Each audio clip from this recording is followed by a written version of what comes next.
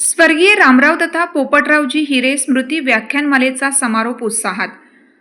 ग्रामोदय शिक्षण संस्था नाशिक व हिरे परिवार यांच्या संयुक्त विद्यमाने आयोजित स्वर्गीय रामराव तथा पोपटरावजी हिरे वर्ष 16 स्मृती व्याख्यानमालेचा 3 दिवसीय कार्यक्रम आज उत्साहपूर्ण वातावरणात संपन्न झाला. नाशिक येथील रावसाहेब थोरात सभागृहात या व्याख्यानमालेचे आयोजन करण्यात आलं होतं. समारोपाच्या दिवशी प्रख्यात वक्ते अभय भंडारी यांनी उपस्थितांना मार्गदर्शन करत शिक्षण, समाज प्रबोधन, संस्कार आणि राष्ट्रनिर्मिती या विषयावर प्रभावी विचार मांडले. त्यांच्या प्रेरणादायी व्याख्यानाला उपस्थित शिक्षक, विद्यार्थी व नागरिकांनी उत्स्फूर्त प्रतिसाद दिला. या प्रसंगी ग्रामोदय शिक्षण संस्थेचे पदाधिकारी, सभासद, शिक्षक, कर्मचारी, विद्यार्थी तसेच हिरे परिवारातील सदस्य मोठ्या संख्येने उपस्थित होते. कार्यक्रमाच्या आयोजनासाठी सीमाताई महेश हिरे, आमदार योगेश मुन्ना, रामराव हिरे अध्यक्ष, ग्रामोदय शिक्षण संस्था तसेच कृष्णराव नेरे सरचिटणीस, ग्रामोदय शिक्षण संस्था यांनी विशेष पुढाकार घेतला. 3 दिवस चाललेल्या या व्याख्यानमालेत विविध विषयांवर मार्गदर्शनपर सत्रे आयोजित करण्यात आली होती. समारोप प्रसंगी आयोजकांनी उपस्थितांचे आभार मानत स्वर्गीय रामराव तथा पोपटरावजी हिरे यांच्या कार्याचा वारसा पुढे नेण्याचा संकल्प व्यक्त केला. स्वर्गीय रामराव म्हणजेच पोपटराव यांचे पप्पा यांच्या स्मृती दिनाच्या निमित्ताने दरवर्षी म्हणजे गेल्या 16 वर्षापासून इथे व्याख्यानमालेचं आयोजन केलं जातं. या व्याख्यानमालेसाठी यावेळेस अभयजी भंडारी यांनी येऊन विविध विषयांचे इथे छान असं उद्बोधन केलेलं आहे. पहिल्या दिवशी विवेकानंदांचा असेल, दुसऱ्या दिवशी भारत देश आणि आज मातृशक्ती असे तिन्ही विषय श्रोत्यांच्या मनाला अक्षरशः हिरवळ घालतील अशा पद्धतीने त्यांनी इथे कथन केले. खरं तर या व्याख्यानमालाचा नाशिकमध्ये अतिशय प्रसिद्ध आहे आणि दिवसेंदिवस याचं महत्त्व खूप वाढत आहे. पण लोक लांबून लोक इथे येतात व्याख्यान ऐकण्यासाठी. खूप उदंड प्रतिसाद आता नागरिकांनी दिला, त्याबद्दल सगळ्यांचं मी खूप मनापासून आभार मानते.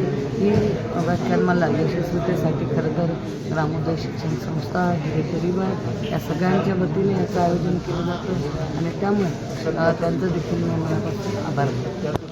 3 दिवस कंटिन्यू कार्यक्रम सर्व लोकांनी अतिशय आनंदाने आणि खूप मोठ्या उत्सुकतेने आपण जे काही मार्गदर्शन केलं किंवा आपण ते या माध्यमातून पोहोचवलेलं आहे तर काय सांगायचं. समर्थ रामदास स्वामींनी वर्णन करताना असं, श्रोत्यांचं वर्णन करताना असं म्हटलं की आता बंधू श्रोते जन. तर श्रोत्यांनी खूप एकापेक्षा एक दिग्गज ऐकलेले असतात. तर त्यामुळे आपण श्रोत्यांना सांगितलं तर आपण काही फार अद्भुत सांगितलं असं वाटत नाही. आणि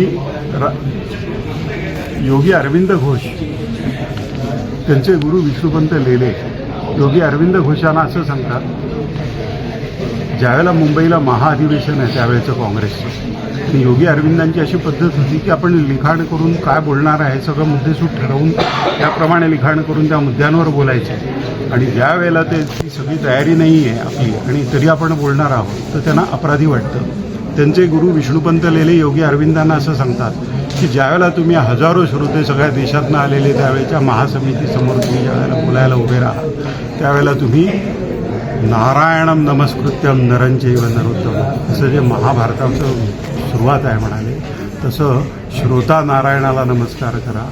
नारायण जर श्रोता असेल तर वक्तासुद्धा नारायण असू शकतो. आणि श्रोता नारायणाला तुम्ही वंदन केलं की तुमच्या लक्षात येईल की तुम्ही बोलणार नाही, मग वक्ता नारायण बोलेल, मग वक्ता आणि श्रोता नारायण, पण श्रोता नारायण अगोदर. तर त्यामुळे श्रोते हे नारायणाचं रूप आहे. ही जाणीव जर वक्त्यांनी ठेवली तर बहारदार व्याख्यानं होतीलच, व्यासंगी होतील ते, आणि ते श्रोत्यांच्या कृतज्ञतेने ऋणात राहतील आणि त्यांनी ते राहावं. कारण श्रोते नेहमीच महान असतात, बहुश्रुत असतात, खूप लोकांना ऐकत असतात, व्यासंगी लोकांना ऐकत असतात, गुणी बुद्धिमान लोकांना ऐकत असतात. वक्ता त्या मानाने मर्यादित परिघामध्ये त्याची जी ज्ञानाशक्ती आहे त्यात मर्यादित परिघामध्ये त्याचं आकलन असतं. त्यामुळे वक्त्याने श्रोत्यांच्या पायाशी कायमच कृतज्ञ राहावं असं मला वाटतं. आणि ही संधी स्वर्गीय पप्पांच्या या स्मरणार्थ ही जी व्याख्यानमाला हिरे साहेबांनी आणि हिरे कुटुंबियांनी आणि बहिणींनी या सगळ्या लोकांनी आयोजित केली आणि हे सातत्य 17 वर्ष ठेवण्यात तर आवड आहे सध्याच्या काळात. 10 मिनिट स्थिर नाही बसता येत लोकांना, सतत मोबाईलचं व्यवहार असतं आणि अशा स्थितीमध्ये इतकी विलक्षण एकाग्रता साधण्याकरता लोकांना एवढ्या मोठ्या संख्येने एकत्र आणणं आणि हा सगळा प्रकल्प उपक्रम चालू ठेवणं वर्षानुवर्ष हे अत्यंत कष्टाचं आहे. मी याकरता हिरे कुटुंबियांना, त्यांच्या सगळ्या कार्यकर्त्यांना आणि दुर्गम इच्छाशक्ती असणाऱ्या आपल्या सगळ्यांना मनपूर्वक धन्यवाद देतो. अत्यंत कृतज्ञतेने प्रणाम करतो या सगळ्यांना. लोकांच्या स्मृतीला आदरांजली वाहतो. धन्यवाद. श्रीराम.